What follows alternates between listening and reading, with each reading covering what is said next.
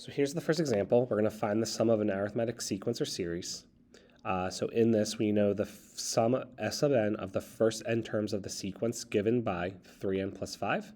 That is, we want to find the sum of 8 plus 11 plus 14 plus all the way up to the 3n plus 5. And then in sigma notation, it's the sum from k equals 1 to n of 3k plus 5. So when you are doing these problems, we know the two formulas that you saw can be used. So let's write down first what we're looking for. So we're looking for the general sum formula. We know the first term is 8. It tells us that right here. If they gave us the formula, I would plug in a 1 to find out the first term is 8. They also tell us the last term is 3n plus 5. And because this is the general case, they tell us that we're looking for the sum of the first n terms. So we can just say n equals n. And so in this problem, I have the first term, the last term, and the number of terms, which means I can use equation 4. S of n is equal to n over 2, my first term plus my last term.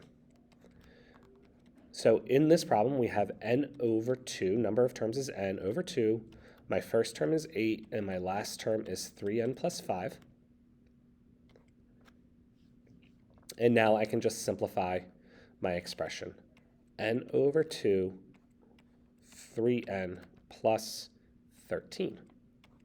And so now I have an equation that will find the sum of any number of terms in this series. So for example, if I wanted to find s of 100, I would simply need to calculate 100 over 2, 3 times 100 plus 13.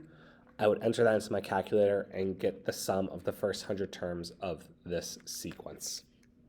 Notice that this is a quadratic equation. I have a factor of n here and a factor of n here, so if you were to multiply this out, you would get 3n squared over 2 plus 13n over 2. And so this is quadratic, a quadratic function.